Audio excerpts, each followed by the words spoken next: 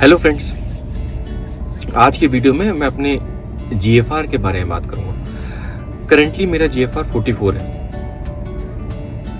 इसे डरना चाहिए, पैनिक करना चाहिए? ऑफ कोर्स डरना चाहिए, क्योंकि 44 है, it's not a good sign. मेरी किडनी बहुत लो रेट से काम कर रही है। अगर मैं अभी ध्यान नहीं दिया तो इसे और डिग्रेड हो जाएगी। Then I have no options कि अगर मुझे डायलिसिस या फिर ट्रांसप्लांट कराना पड़ेगा। तो अभी भी समय है मेरे पास। मुझे इसको इम्प्रूव करने के लिए जितनी मेहनत हो सके उतना ट्राई करना चाहिए। ऑफ कोर्स पैनिक नहीं करना चाहिए। There is a difference between डर और पैनिक। डरते हैं, सपोज फॉर एग्जाम्पल जब हमारा एग्जाम होता है तो हमें थोड़ा डर लगता है, या कोई कुछ इंपॉर्टेंट मीटिंग्स होती है तो हम थोड़ा स्केयर्ड रहते हैं। जब हम डरते हैं तो हम फोकस थोड़ा ज़्यादा करते हैं और अपने टारगेट की तरफ बहुत ध्यान से चलते हैं, जिससे हमसे कोई गलती ना हो जाए। तो सेम वे अब जैसे मेरी किडनी अभी 44 GFR है, और अगर अभी मैं अगर इसको लाइटली छोड़ दूँ कि नहीं यार क्या फ़र्क पड़ता है, इट्स ओके, कैजुअल लेने लगूँ, तो मे बी इसको ख़राब होने में ज़्यादा समय नहीं लगेगा। Maybe couple of months और down the line year, max to max. So यहाँ पे मुझे डरना ज़रूरी है और फोकस करना बहुत ज़रूरी है। कैसे भी इसे ऊपर लेके जाना है, पैनिक नहीं करना है। There is difference. पैनिक करूँगा तो मैं शायद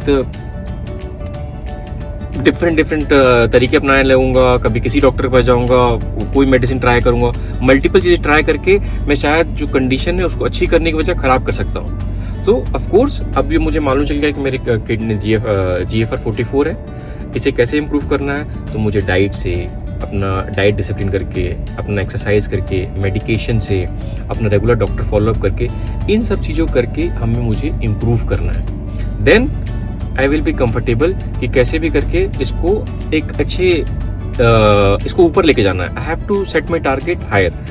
लाइक अभी मैं 44 है, इसको मुझे कैसे 50 तक लेके जाना है, 50, 55 ऐसे करके मुझे टारगेट सेट करना है। अगर मैं हायर टारगेट सेट करूँगा, फॉर एग्जाम्पल मैं बैंकिंग सेल्स में हूँ, यहाँ पे जब भी क्या होता है हम टारगेट हमेशा ऊपर सेट करते हैं। रीज़न बीइंग कि अगर मेरा टारगेट लो रहेगा, अगर मैं सपोज टारगेट करता हूँ, अगर मेरा 44 है, मैं सपोज सेट करता हूँ 48 या 50 का टारगेट सेट करता हूँ, तो मैं कितना भी एफर्ट डालूंगा तो मैं 44 से 46, 47 पहुँच पाऊंगा। But if I make a target of 60, जो unachievable target, of course current situation में इट्स नॉट ईजी टू मैं 60 GFR कर लूँ, बट ऑफ कोर्स मेरा एफर्ट उतना ज़्यादा लगेगा उसके तरफ, और मैं अपना उसी तरीके से फोकस करूँ। मुझे 60 करना और कंटिन्यूसली मेरे माइंड में चलेगा कि मुझे 60 GFR करना है, तो उसके लिए मैं एफर्ट भी उतना पुट करूँगा। ऑफ कोर्स उतना मैं ना पहुँच पाऊँ, बट स्टिल 55, 54 पहुँच जाऊँ, हु नोज। सो हमेशा अपना टारगेट आपको हाई सेट करना है और उसके तरफ फोकस करना है। अगर मेरे मन में मेरा कोई टारगेट ना रहे कि मैं कोई टारगेट ना सेट करूँ कि नहीं यार 44 है एंड जस्ट कैजुअली, अच्छा ठीक है यार करते हैं, डाइट करते हैं, अपना मेडिसिन खाते हैं, तो मेरे माइंड में कुछ नहीं है कि मुझे क्या अचीव करना है। जब तक मेरे माइंड में क्लियर नहीं होगा कि मुझे अचीव क्या करना है, मुझे चेस क्या कर रहा हूँ मैं, तब तक मैं अपनी डाइट को, मेडिसिन को, डॉक्टर को सीरियस नहीं लूँगा। It just like, of course body में कुछ फील होता नहीं है, इसमें किडनी में कोई पेन होता नहीं है, तो वैसे भी आपको कोई प्रॉब्लम फील हो नहीं रही है, तो आप क्यों करोगे? तो आपके माइंड में हमेशा एक टारगेट सेट होना चाहिए, और ये नंबर आपको भूलना नहीं है कि आपका GFR जो भी है, आपका क्रिएटिनिन लेवल जो भी है, आपको बाय हार्ट होना चाहिए कि आपका नंबर कितना है। तो अरे हाँ, मेरा GFR 44 है, लाइक माइन, मेरा क्रिएटिन 1.91 है, मेरा पोटेशियम लेवल क्या है, तो हमेशा आपको बाय हार्ट होना चाहिए, जिससे कि जब भी आप खाएं, जब भी कुछ इनटेक करें, या फिर जहाँ भी उससे मिस्टेक होने के चांसेस है, तो वहाँ आपका माइंड तुरंत क्लिक करे, नहीं यार ये मेरी चीज़ खराब है, अगर ये मैं कुछ खाऊंगा या ये चीज़ फॉलो नहीं करूँगा तो ये मेरे किडनी में इम्पैक्ट करेगा। तो आपको ये फोकस बहुत इंपॉर्टेंट है। So that is the reason I am following it. मैं अपना target set, higher target set किया हूँ कि कैसे भी मुझे इसे अपग्रेड करना है, कैसे भी 44 से 50 तक, 50 से 60 तक लेके जाना है। सो आई शुड बी क्लियर कि इसे कैसे भी अचीव करूँ। एंड आप भी ट्राई करिए, आप भी अपना GFR को इम्प्रूव करने के लिए ट्राई करिए। लुक, जो खराब हो गया है उसके लिए हम कुछ नहीं कर सकते, जो चीज़ डैमेज हो चुकी है उसके लिए कुछ नहीं कर सकते।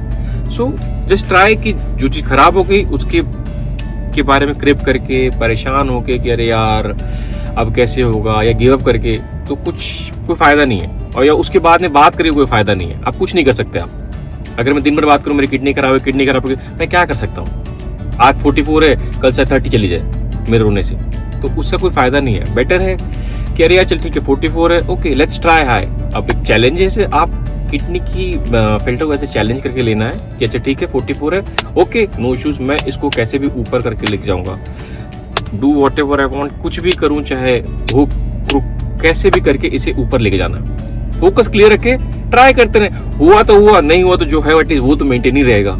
तो दोनों में विन विन सिचुएशन है। एटलीस्ट अगर सपोज मेरा 44 है, अगर मैं खूब एफर्ट डालता हूँ, चलो मैं नहीं पहुंच पाता हूँ 50 या 55 नहीं पहुंच पाता हूँ, बट क्या होगा, बट जो मैं एफर्ट करूंगा एटलीस्ट 44 तो स्टेबल रहेगा, एटलीस्ट जो मेरे अभी करंटली जो मेरा रूटीन है वो तो चलता रहेगा, तो फायदा मेरा ही है। तो सेम वे जो भी आपका है, आप हायर टारगेट करिए एंड अचीव करने की कोशिश करते रहिए। देखो यार, अब जितना ट्राई करेंगे उतना ही अच्छा है, बेटर है, और कोई ऑप्शन नहीं है। सो लेट्स ट्राई है। और जैसे जैसे जो भी अपडेट्स होगा मेरे हेल्थ का, I will keep updating you guys कि क्या चल रहा है मेरा। एंड आई होप आप भी अपना रेगुलर चेकअप, मेडिसिन फॉलो करते रहिए, इसमें स्किप ना करें कोई भी टेस्ट को, कोई भी रिपोर्ट्स को, that is very very important. इसमें सबसे ज़्यादा इंपॉर्टेंट है कोई भी टेस्ट को और किसी भी रिपोर्ट्स को आप लाइट नहीं लेना है। कोई भी पैरामीटर अगर ऊपर जाता है तो उस पर फोकस करें, सोचें कि किस वजह से जा रहा है। First check with your diet first, and then अगर डाइट से नहीं हो रहा देन फॉलो सम मेडिसिन, जो भी आप डॉक्टर का एडवाइस फॉलो कर रहे हैं। Okay, be safe, be healthy and aim higher. Thank you.